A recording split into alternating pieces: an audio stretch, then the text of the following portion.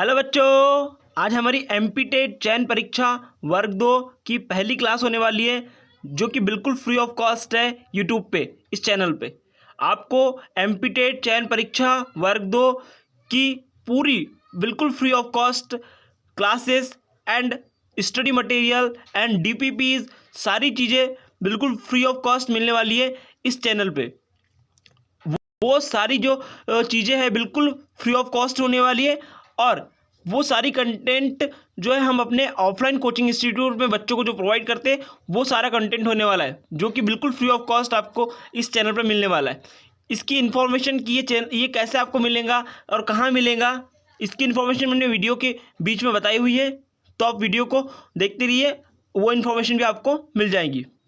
तो ज़्यादा time waste ना करते हुए हम अपनी पढ़ाई को स्टार्ट करते।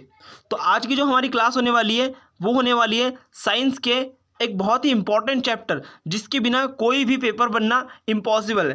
That is a cell. Cell मतलब सेल, कोशिका। कोशिका जीवन की मूलभूत इकाई।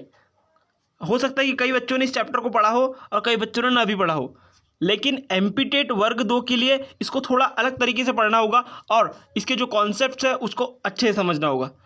तो चलिए टाइम वेस्ट न करते हुए स्टार्ट करते हैं इस चैप्टर को। तो फर्स्ट चीज आपकी जो बनती है that is a cell. Cell क्या है, व्हाट इज सेल, इसके ऊपर भी क्वेश्चन देखने मिलता है, और यहाँ कहाँ क्वेश्चन बनेगा मैं आपको बताता हूँ। देखिए पहली तो चीज़ें हैं कि सभी जीव कोशिका के बने होते। आप इंग्लिश में भी देख सकते हैं, all the living organism is made up of a cell. ठीक है, तो ये तो आपको मालूम है, इससे क्वेश्चन नहीं बन सकता, लेकिन जनरल आपकी पॉइंट कि आपको क्या है समझना है, ये समझने के लिए एक तरीके से इससे क्वेश्चन नहीं बनेगा, आपको याद रखना नहीं है, लेकिन सिर्फ ये देख लीजिए कि सभी जीव जो होते हैं वो कोशिका के बने होते हैं। ठीक है, कोशिका के बिना किसी का भी स्वतंत्र अस्तित्व नहीं होता। यानी कोई भी यदि व्यक्ति है, कोई इंडिविजुअल कोई व्यक्ति है, तो उसका जो अस्तित्व है वो कोशिका के बिना नहीं हो सकता। मतलब वो ऐसा कोई व्यक्ति नहीं है, ऐसा कोई जीव, ऐसा कोई भी ऐसा जो पृथ्वी पर जीवित है वो बिना सेल के यानी बिना कोशिका के नहीं बन सकता। ये पॉइंट भी आप ध्यान रखिए। लेकिन जो आपको मेन इस पेज पे, इस स्लाइड में आपको याद रखना है वो है इस पॉइंट को, इसको आप भूल ही नहीं सकते, क्योंकि डायरेक्ट क्वेश्चन इससे बनता है कि कोशिका जीवन की संरचनात्मक व कार्यात्मक इकाई है। Cell is the structural and functional unit of life. ठीक है, ये आपको ध्यान रखना है। कैसे याद रखना है, देखो क्यों, समझिए उस पॉइंट को कि कोशिका जीवन की संरचनात्मक और कार्यात्मक इकाई है। इसका मतलब है कि जो कोशिका होती है, जैसे जीवन है, जीवन मतलब कि हमारा क्या है, जैसे हमारा एक जीवन है। ठीक है, जीवन है। अब हमारे जीवन को, हमारा जो वो शरीर है उसको बनाने में जो इसका योगदान है, तो संरचना कर रही है, इसलिए संरचनात्मक। और चूंकि वो जीवित है और संरचना करने के साथ साथ उसका कुछ काम भी है।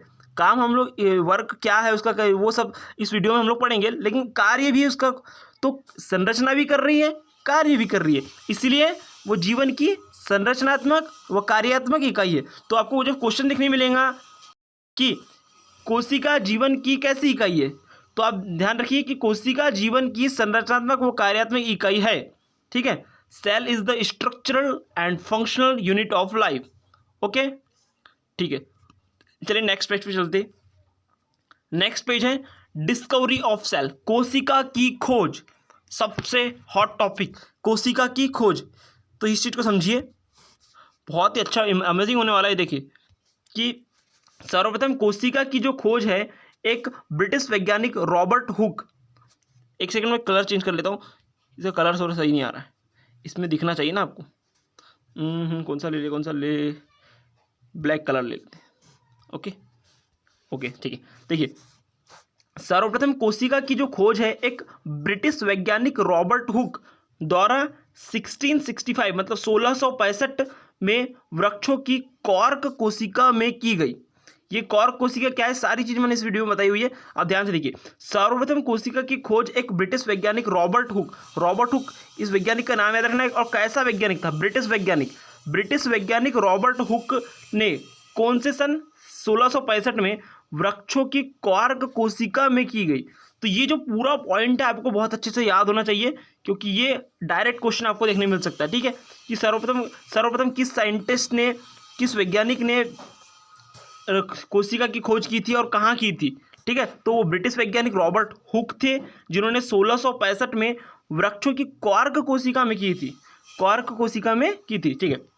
रॉबर्ट हुक, अब इसकी थोड़ी सी समझ ली इसके बारे में कि क्या बात फेमस है इसके बारे में, और आपको क्या याद रखना है। एक तो आपको इस पॉइंट को पूरे अच्छे तरीके से याद रखना है, लिख लेना अपने नोट्स में, ठीक है। और रॉबर्ट हुक के अनुसार, ये बात ध्यान रखिए, रॉबर्ट हुक के अनुसार कॉर्क की कोशिका मधुमक्खी के छत्ते के समान होती है।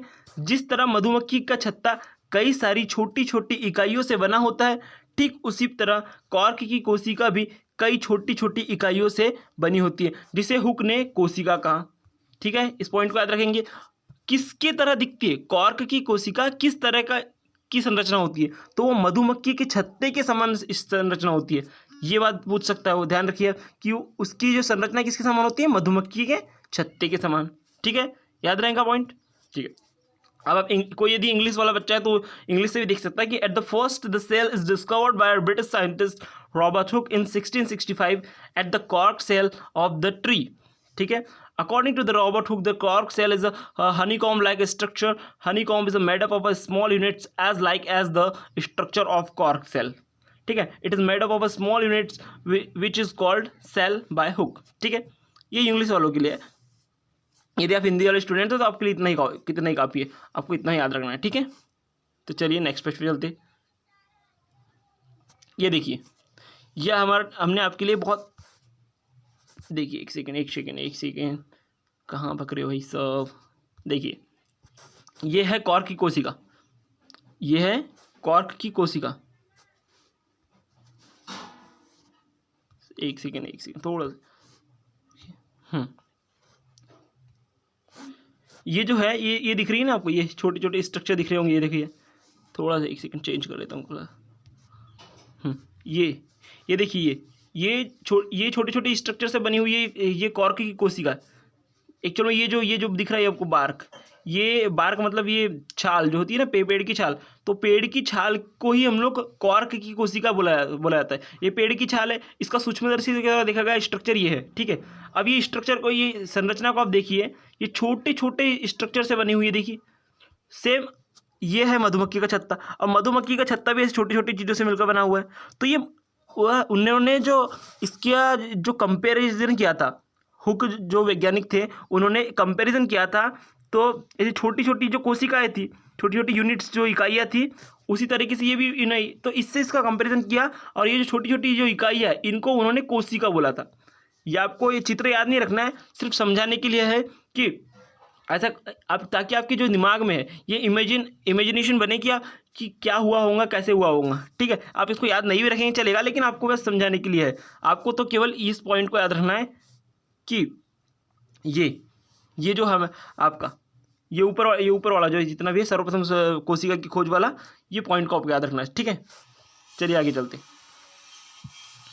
नेक्स्ट डिस्कवरी, जो दूसरी डिस्कवरी थी, दूसरी जो खोज थी, वो थी अपने हॉलैंड के साइंटिस्ट एंटोनी वॉन लीवेनॉक। वॉन भैया, कौन से भैया? वॉन भैया, अपने हॉलैंड के, कहाँ के थे वो? हॉलैंड के थे भैया, वॉन भैया। तो हॉलैंड के वैज्ञानिक एंटोनी वॉन लीवेनॉक ने स्वयं द्वारा बनाए हुए माइक्रोस्कोप, कैसा माइक्रोस्कोप, कई बार पूछा है ये एग्जाम में कि कैसा माइक्रोस्कोप था, किसने, तो ये जो माइक्रोस्कोप था वो स्वयं द्वारा निर्मित माइक्रोस्कोप था। वो खुद ही एक आर्टिस्ट थे भाई, खुद ने उन्होंने एक माइक्रोस्कोप बनाया था, जिसके बेसिस पे उन्होंने इस डिस्कवरी को किया, ठीक है। एक सेकेंड यार, कलर इसको ले लेते, ठीक।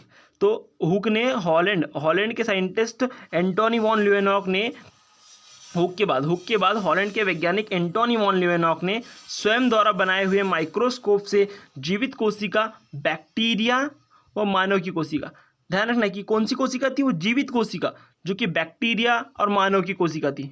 कौन सी कोशिका थी? बैक्टीरिया की और मानव की कोशिका को देखा, वो उसका वर्णन किया, ठीक है। तो इस पॉइंट को भी आपको याद रखना है, इसको भी अपने नोट्स में नोट डाउन कर लीजिए, ठीक है। इंग्लिश में देख लेते। After the Hooke discovery, Holland scientist Antonie van Leeuwenhoek discovered the living cell, bacterial and human cell, ठीक है, ओके। चलिए नेक्स्ट पे चलते। ये पॉइंट को मैंने स्पेशली नोट डाउन किया है। अब मैं आपको बता देता हूँ कि यदि आप चाहते कि आप पूरा स्कोर करें, तो तो आपके लिए पॉइंट इंपॉर्टेंट नहीं तो आप यदि ऐसे ही पास होना चाहते हैं तो हर कोई आपको पढ़ा देता है, लेकिन हम आपको हर तरीके से तैयार कराना चाह रहे हैं। इसीलिए मैं ये चाहूँगा कि ये जो पॉइंट है आप लोग इसको याद करें अच्छे से कि 1855 रुडोल्फ विर्चो ने विचार रखा कि कोशिकाएं सदा कोशिकाओं से के विभाजन से ही पैदा होती है। तो किसने विचार रखा, ये इस टाइप के क्वेश्चन आपको देखने मिल सकते। तो इसलिए मैंने इस स्लाइड को ऐड किया यहाँ पर ताकि आप इसको याद कर सकें। ठीक है, एक सेकेंड रुक जाइए। यहाँ से तो रॉबर्ट हुक ने 1665 में बोतल की कॉर्क, एक second just hold on. Robert Hooke ने 1665 में बोतल की कॉर्क की एक पतली परत के अध्ययन के आधार पर मधुमक्खी के छत्ते जैसे कोष्ठ देखे और इन्हें कोसा नाम दिया। यह तथ्य उनकी पुस्तक माइक्रोग्राफिया, उनकी पुस्तक का नाम क्या था ये पूछ सकता है आपसे। ठीक है, तो ध्यान रखिए कि उनकी पुस्तक का नाम क्या था, माइक्रोग्राफिया। ठीक है, माइक्रोग्राफिया उनकी बुक का नाम था। रॉबर्ट हुक ने कोसा भित्तियों के आधार पर कोसा शब्द प्रयोग किया। ठीक है, तो ये आपको एक्स्ट्रा में याद करने के लिए है। यदि आप नहीं भी करेंगे याद तो चलेगा, लेकिन हम चाहते हैं कि आपका एक भी नंबर ना कटे, इसीलिए ये इंपॉर्टेंट है आपको याद करना। ठीक है, 1674 एंटोनी वॉन ल्यूवेनहॉक ने जीवित कोशिका का सर्वप्रथम अध्ययन किया। उन्होंने जीवित कोशिका को दांत की खुरदुरी कहाँ पर देखा था, तो दांत की खुरदुरी खुरचनी में देखा था। कहाँ देखा था, दांत की खुरचनी में। तो ये भी क्वेश्चन बन सकता है आपका। ठीक है, नेक्स्ट 1831 में रॉबर्ट ब्राउन ने कोशिका के केंद्रक व केंद्रिका का पता लगाया। ये भी एक इंपॉर्टेंट पॉइंट है, ये भी आपको याद रखना है कि किसने, रॉबर्ट ब्राउन ने। कब, ये सारी चीज़ें आपको याद रखनी। ठीक है, कब और किसने। ठीक है, उसके बाद ये सारी चीज़ें तदरुचित नामक वैज्ञानिक ने 1824 सेल थ्योरी का विचार प्रस्तुत किया, लेकिन इसका जो श्रेय है वनस्पति विज्ञान शास्त्री मैथ्यू जैकब चिल्ड्रन और जंतु विज्ञान शास्त्री थ्योडर शॉन को दिया जाता है, जिन्होंने ठीक प्रकार से कोशिका सिद्धांत 1839 और 1839 में प्रस्तुत किया और बतलाया कि कोशिकाएं पौधे व जंतुओं की रचनात्मक इकाई है। ठीक है, तो आपको यहाँ डायरेक्ट बताता हूँ क्या क्वेश्चन बनता है इसका। तो यहाँ पर जो क्वेश्चन बनता है कि जो सेल थ्योरी है या जो कोशिका सिद्धांत है वो कब दिया गया, तो वो 1839 में दिया गया। और किसके द्वारा दिया गया, जेकब एंड शॉन, ये शिल्डन एंड शॉन। तो आपको इतनी सारी चीज़ें याद नहीं रखनी है, आप सिंपल से अपने नोट्स में लिख लीजिए कि जो कोशिका सिद्धांत है वो शिल्डन एंड शॉन के द्वारा 1839 में दिया गया। सिंपल। ठीक है, चलिए नेक्स्ट पे चलते हैं। नेक्स्ट 1855 में रुडोल्फ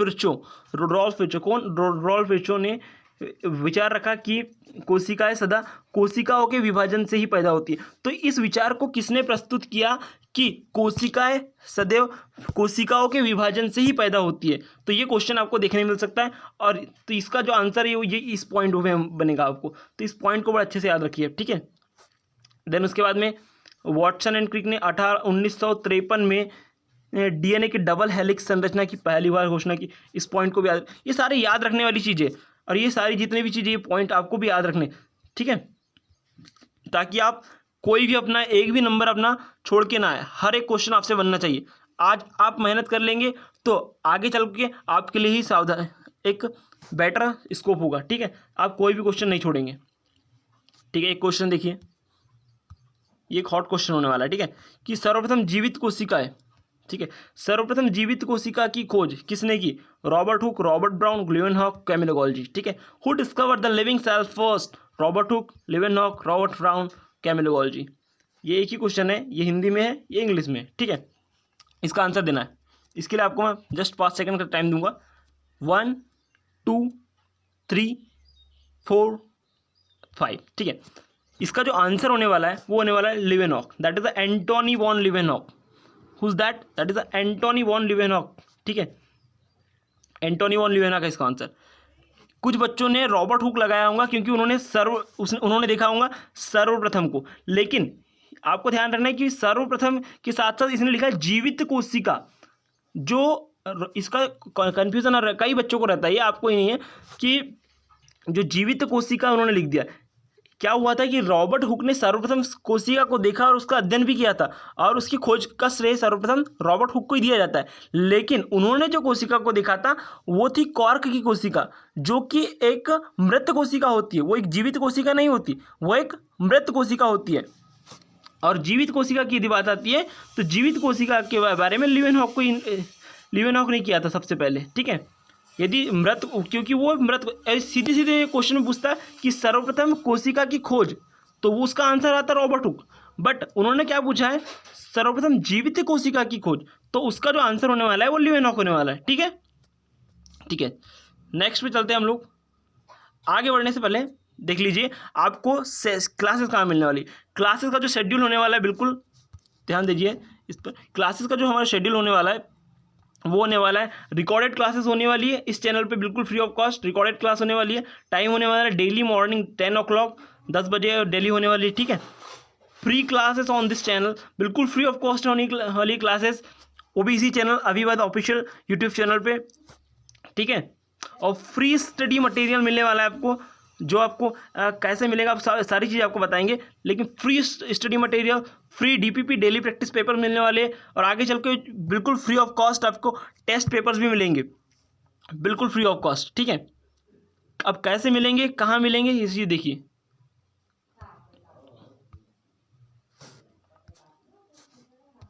देखिए, free DPP and free study material, for free DPP and free study material के लिए क्या करना है आपको। सबसे पहले देखिए नीचे डिस्क्रिप्शन में दिए हुए गूगल फॉर्म को भरिए। नीचे एक डिस्क्रिप्शन में एक बिल्कुल फ्री ऑफ कॉस्ट एक गूगल फॉर्म दिया हुआ है, उसको फिल कीजिए, उसको भरिए। नेक्स्ट आप क्या कीजिए, नेक्स्ट आपको करना है कि फॉर्म भरने के बाद साथ आपका इस चैनल का सब्सक्राइबर होना आवश्यक है। बिल्कुल ये एक इंपॉर्टेंट बात है कि फॉर्म यदि आपने भरा है तो हम लोग उसको आइडेंटिफाई कैसे करें कि हम लोग किसने फॉर्म भरा है, कहाँ से भरा है। तो उसके लिए आपको चैनल का सब्सक्राइबर होना बिल्कुल ज़रूरी है, ताकि आप फ्री ऑफ कंटेंट को बिल्कुल एक्सेस कर सके और फ्री कंटेंट को आप लोग ले सके, ठीक है। वो जो कंटेंट है वो हमारे स्पेशल टीचर्स के द्वारा जो ऑफलाइन कोचिंग इंस्टीट्यूट में पढ़ा रहे हैं उनके द्वारा बनाया हुआ है, और वो आपको बिल्कुल फ्री ऑफ कॉस्ट मिलेगा यदि आप इस चैनल के सब्सक्राइबर हैं और आप गूगल फॉर्म को बिल्कुल फिल करके सबमिट करते हैं, ठीक है। तो चलिए ये चीज़ आप कर लीजिए। नेक्स्ट हम लोग चलते हैं, that is a type of cell, कोशिका के प्रकार, कोशिका के प्रकार पे चलते हैं, ठीक है। कोशिका के प्रकार, कोशिका दो प्रकार की होती है, prokaryotic cell and eukaryotic cell. Prokaryotic cell मतलब अंडर डेवलप्ड सेल, मतलब कि अल्प विकसित कोशिका, एंड यूकैरियोटिक सेल मतलब कि पूर्ण विकसित कोशिका। प्रोकैरियोटिक कोशिका प्रायः स्वतंत्र होती है। इसका मतलब क्या है, इस पॉइंट का मतलब है कि प्रोकैरियोटिक कोशिका, जैसे आपने सुना होगा कि जो जीव है वो दो तरीके के होते, एक होते एक कोशिकीय जीव, एक होते बहुकोशिकीय जीव। मतलब जो एक ही कोशिका से बने हुए हैं उसको एक कोशिकीय जीव, और जो एक से ज़्यादा कोशिका से बने हुए हैं उनको हम लोग बहुकोशिकीय जीव कहते हैं, ठीक है। तो प्रोकैरियोटिक कोशिकाएं प्रायः स्वतंत्र ही होती है। मतलब इसका मतलब है कि जो प्रोकैरियोटिक कोशिकाएं होती है वो ऐसे जीवों में देखने मिलती हैं जो कि एक कोशिकीय है। तो ध्यान रखना कि प्रोकैरियोटिक कोशिकाएं कहाँ होती है, तो प्रोकैरियोटिक कोशिकाएं केवल एक कोशिकीय जीवों में ही देखने मिलती है। इसको अपने नोट्स में बिल्कुल नोट डाउन कर लीजिए कि इसको क्वेश्चन बना के लिख लीजिए कि प्रोकैरियोटिक कोशिकाएं कहाँ देखने मिलती है। तो प्रोकैरियोटिक कोशिकाएं केवल एक कोशिकीय जीव में देखने मिलती है, जबकि जो यूकैरियोटिक कोशिकाएं हैं बहुकोशिकीय प्राणियों में पाई जाती है। यूकैरियोटिक कोशिकाएं बहुकोशिकीय प्राणियों में पाई जाती है। प्रोकैरियोटिक कोशिका में कोई स्पष्ट केंद्रक नहीं होता है। प्रोकैरियोटिक कोशिका में कोई स्पष्ट केंद्रक नहीं होता है इनमें पाए जाने वाले। तो ये भी एक इंपॉर्टेंट पॉइंट है कि प्रोकैरियोटिक कोशिका में स्पष्ट केंद्रक नहीं होता है। इसको आप टेंशन मत लीजिए, इसका मैंने नेक्स्ट स्लाइड में इसका बहुत अच्छे तरीके से इसको मैंने डिवाइड करके लिख दिया है, आप यहाँ केवल पढ़ लीजिए कि प्रोकैरियोटिक कोशिका में कोई स्पष्ट केंद्रक नहीं होता है। इनमें पाए जाने वाले अल्प विकसित केंद्रक को केंद्रकाप कहते हैं, जो कोशिका द्रव में बिखरे हुए रहते हैं। ये जो आपका पेज है ये बिल्कुल आपको सिर्फ पढ़ना है। आपको इसके जो मैंने डिवाइडेशन है बिल्कुल नेक्स्ट पेज पे कर दिया है, ठीक है। जो कोशिका द्रव में बिखरे रहते हैं, इस प्रकार की कोशिका जीवाणुओं तथा नीली हरी शैवाल में पाई जाती है। सभी उच्च श्रेणी के पौधे और जंतुओं में यूकैरियोटिक प्रकार की कोशिका पाई जाती है। सभी यूकैरियोटिक कोशिकाओं में संगठित केंद्रक पाया जाता है जो एक आवरण से ढका होता है, ठीक है। चलिए नेक्स्ट पेज पे चलते हैं। ये देखिए, तो आपको ये चीज़ देखनी है, वो चीज़ आपको भूल जानी है बिल्कुल, वो जस्ट आपके पढ़ने के लिए। आपको याद जो रखनी है वो यही याद रखनी है। हो सके तो आप इसका स्क्रीनशॉट ले लीजिएगा। एक सेकंड, ये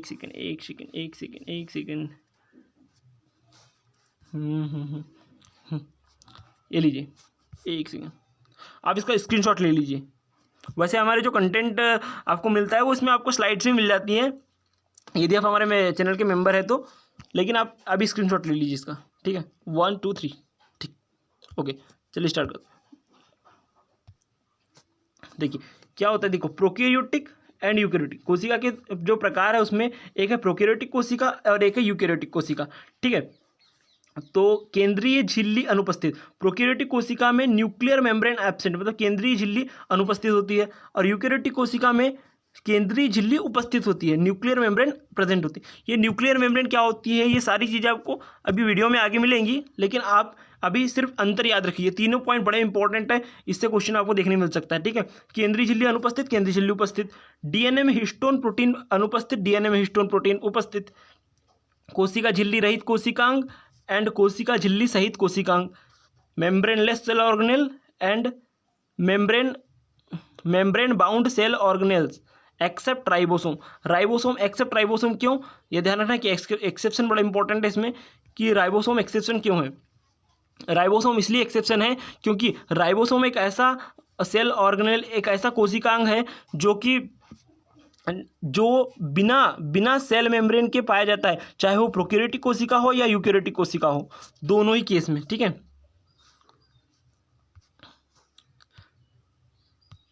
नेक्स्ट, ओवरव्यू ऑफ सेल, यानी कोशिका के बारे में क्या बातें हैं कि कोशिका ऐसी है। कोशिका के बारे में आपको सारी चीज़ें देखने मिलेंगी अब, कि कोशिका कैसी है, क्या हमको पढ़ना है, क्या नहीं पढ़ना, ठीक है।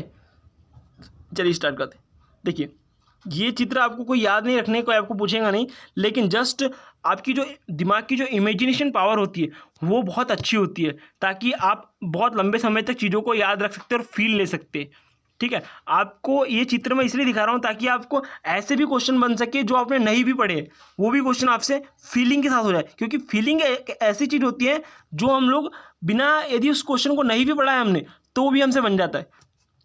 इसलिए एक फीलिंग के लिए आपको मैं दिखा रहा हूँ जस्ट, कि देखिए ये हमारी रेड ब्लड सेल जो हमें ब्लड में देखने मिलती है, आरबीसी, याद नहीं रखना है आपको, सिर्फ एक बार देखना है कि क्या है। तो रेड ब्लड सेल्स है जो कि राउंड एंड बाइकॉन्केव स्ट्रक्चर है, ठीक है।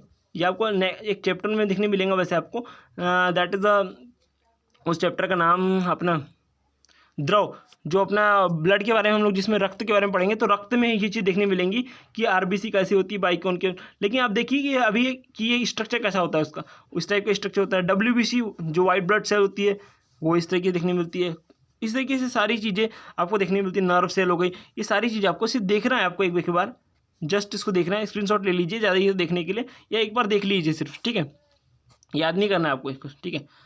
ये भी आपको सिर्फ देखना है कि प्लांट सेल, एनिमल सेल, सिर्फ एक बार इनको देख लीजिए, इसका एक फील ले लीजिए, ठीक है।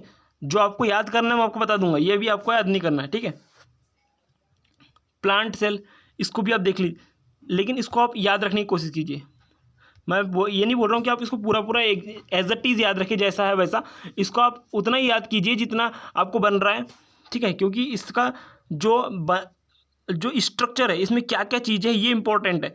ये इंपॉर्टेंट नहीं कि कैसा दिख रहा है, क्योंकि सब जगह अलग अलग बनता है ये कुछ, इसलिए अब इसको देख लीजिए कि कौन कौन से इसके अंदर कोशिकांग, सेल ऑर्गेनेल्स इसमें है, ठीक है। और इसका जो ओवरव्यू हम लोग कैसे इसका चित्र बनाएंगे बताते हैं आपको, लेकिन अभी इस चित्र देखिए कि इसमें देखिए बाहर की ओर सेल वॉल है, बाहर की ओर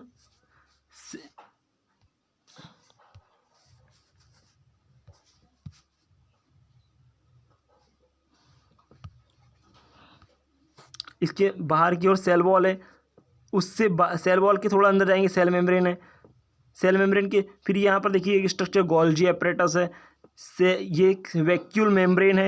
ये बड़ी सी एक वैक्यूल होती है जिसके अंदर वाटर भरा होता है, इसलिए बोलते हैं कि वाटर प्लांट में 95% भाग है वो केवल वाटर से घिरा होता है, क्योंकि उसके अंदर बड़ी सी एक वैक्यूल होती है जो उसकी एक अभिलक्षणिक गुण है कि प्लांट में इसका पाया जाना एक अभिलक्षणिक गुण है, किसका, ये सेल में क्या नाम इसका, वैक्यूल का, बड़ी सी लार्ज सी एक वैक्यूल होती है, ध्यान रखना, ठीक है। और ये इसकी मेम्ब्रेन है, वैक्यूल मेम्ब्रेन, क्लोरोप्लास्ट, ये सारी चीज़ें आपको देखने मिलेंगी अभी, ठीक है। Chloroplast, nucleus, endoplasmic reticulum, rough endoplasmic reticulum, large, ये सारी चीज़ें आपको, ठीक है। देख लीजिए आप इस चित्र को, प्लांट सेल का, एनिमल सेल के भी चित्र को आप देख सकते हैं। चलिए अब हम एक रफ डायग्राम यहाँ डिस्कस करते हैं कि आप लोग कैसे बनाएंगे। वो तो जस्ट गूगल इमेजेस है जिसको आपको दिखाया है। अब आप लोग कैसे बनाएंगे एक रफ डायग्राम। एक रफ डायग्राम आपको कैसे बनाएंगे, देखिए हम लोग सबसे पहले जो रफ डायग्राम में सबसे पहले हम लोग उसमें प्लांट सेल की बात कर लेते हैं। तो प्लांट सेल का कैसे बनाएंगे, एक बिल्कुल एक ऐसा एक छोटा सा ऐसा एक बिल्कुल ये एक रफ डायग्राम जो आपको बनाना है और याद रखना है अपने दिमाग में, ठीक है। एक ऐसा वो गोला बना लो, किसी टाइप का भी स्ट्रक्चर बना लो, क्योंकि सेल का कोई स्ट्रक्चर फिक्स नहीं है, ठीक है। ये ऐसा हो गया। उसके बाद आप लोग यहाँ पर ये कीजिए कि एक बीच में अधिकतर केस में बीच में होता है, जरूरी नहीं बीच में बनना, लेकिन अधिकतर केस में बीच में ही होता है वो, ठीक है। ये आप छोटा,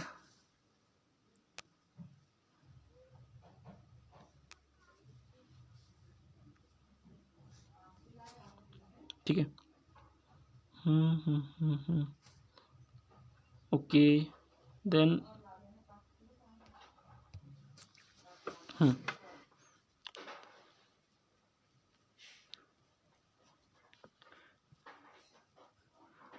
ये हो गया माइटोकॉन्ड्रिया, नहीं ये हो गया अपना प्लास्टिड। माइटोकॉन्ड्रिया प्लास्टिड लगभग सेम दिखते हैं।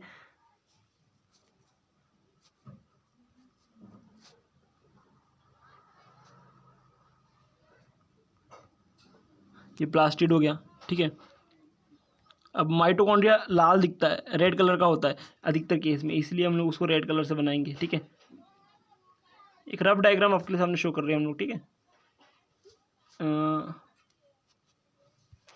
माइटोकॉन्ड्रिया, ठीक है, समझ गए होंगे आप, माइटोकॉन्ड्रिया, ठीक है।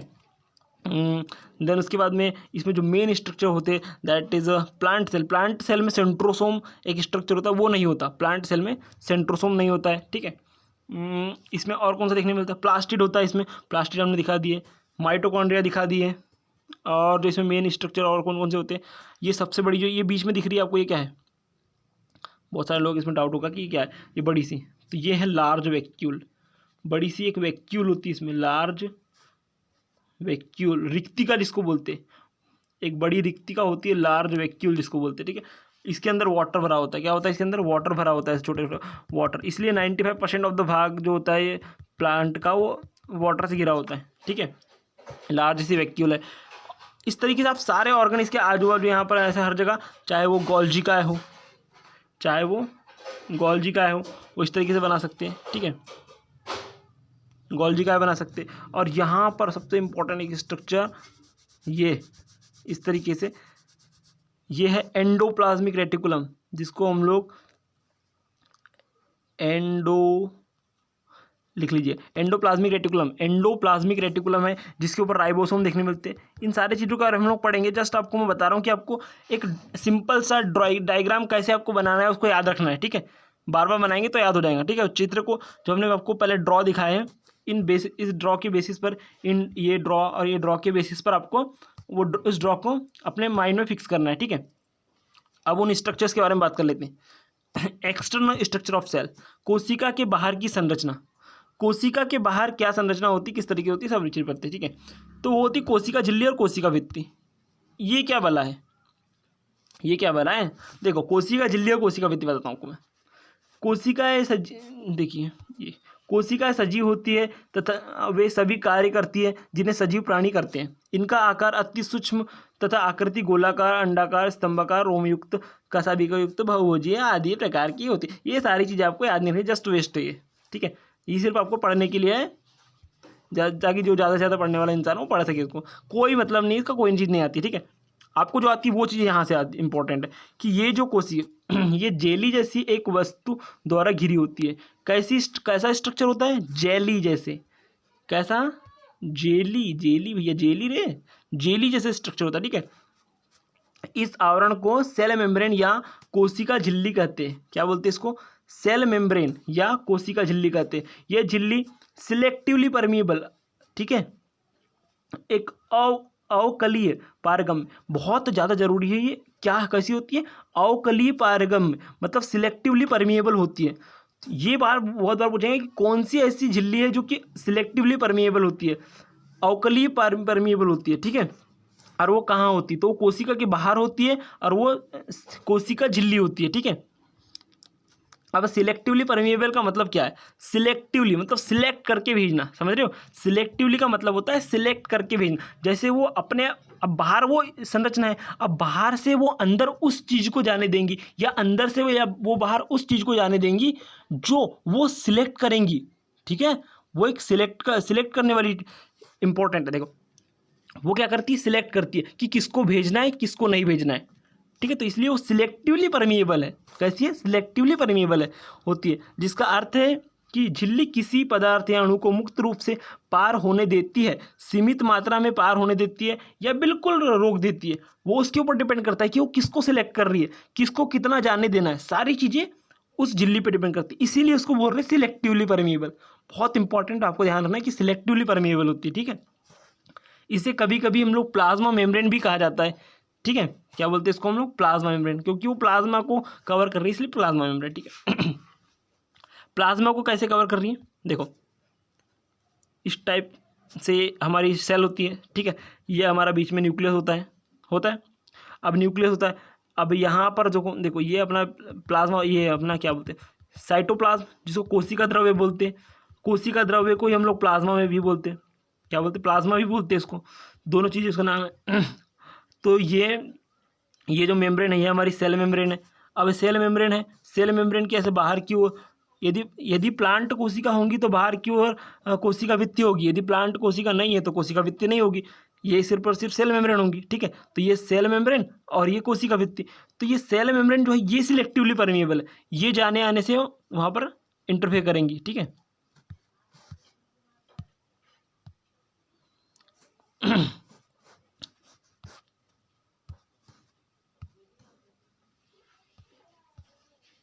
ठीक है, कुछ खास भिन्नताओं को छोड़ सभी प्रकार की कोशिकाएं पादप व जंतु कोशिका की संरचना लगभग एक जैसी होती है। ये सजीव और निर्जीव दोनों तरह की इकाइयों से मिलकर बनी होती है। एक सामान्य कोशिका या प्रारूपिक कोशिका के तीन भाग है, कोशिका आवरण, कोशिका द्रव्य व केंद्रक। बताया था आपको मैंने अभी जो आपसे डिस्कस किया मैंने इस चीज़ को। देखिए ये कोशिका आपको बताया मैंने, कोशिका, उसके अंदर इसका केंद्रक, ठीक है। तो उन्होंने क्या बोला कि एक सामान्य कोशिका या एक प्रारूपिक कोशिका मुख्य तीन भाग है, कोशिका आवरण, कोशिका द्रव्य और केंद्रक। तो ये हो गया उसका कोशिका आवरण, ये हो गया उसका केंद्रक, और ये यहाँ पर होता है उसका कोशिका द्रव्य। तो तीन चीज कौन कौन से, एक हो गया कोशिका आवरण, एक हो गया कोशिका द्रव्य और एक हो गया केंद्रक। तो तीन चीजें हो गई। तो इस तरीके से ये भी ध्यान रखना है कि कोशिका आवरण,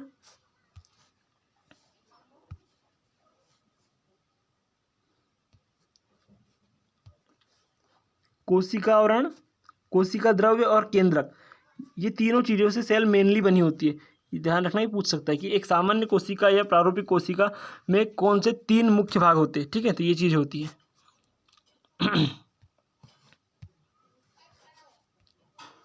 कोशिका आवरण कोशिका का सबसे बाहरी आवरण या घेरा होता है। पादप कोशिका में कोशिका भित्ति और कोशिका झिल्ली मिलकर कोशिका आवरण का निर्माण करते हैं। जंतु कोशिका में कोशिका भित्ति नहीं पाई जाती। ध्यान रखना है कि कोशिका भित्ति कहाँ नहीं पाई जाती, जंतु कोशिका में कोशिका भित्ति नहीं पाई जाती, अतः कोशिका झिल्ली ही सबसे बाहरी आवरण होता है। ठीक है, इन पादप कोशिका में जो बाहरी आवरण है वो है कोशिका भित्ति, और जंतु कोशिका में जो बाहरी आवरण है वो है कोशिका झिल्ली। क्योंकि पादप कोशिका में कोशिका झिल्ली भी होती है, कोशिका भित्ति भी होती है, लेकिन कोशिका भित्ति बाहर की ओर होती है, और जंतु कोशिका में कोशिका भित्ति होती ही नहीं है, इसलिए कोशिका झिल्ली बाहर की ओर होती है। ठीक है, इसीलिए ध्यान रखना है कि पादप कोशिका में जंतु जो कोशिका भित्ति है वो जंतु कोशिका में बिल्कुल नहीं पाई जाती। ठीक है, कोशिका झिल्ली एवं केंद्रक के बीच के भाग को कोशिका द्रव्य कहा जाता है, बताया मैंने आपको भी। इसमें विभिन्न कोशिकांग होते हैं, यानी ध्यान रखना है कोशिकांग कहाँ होते, तो वो कोशिका द्रव्य के अंदर कोशिकांग होते। कोशिकांग के बारे में हम लोग पढ़ेंगे अभी, कोशिकांग लेकिन कहाँ होते ध्यान रखना है, केंद्रक कोशिका के अंदर पाए जाने वाली एक गोल एवं सघन रचना है। केंद्रक को कोशिका का मस्तिष्क कहा जाता है। जिस प्रकार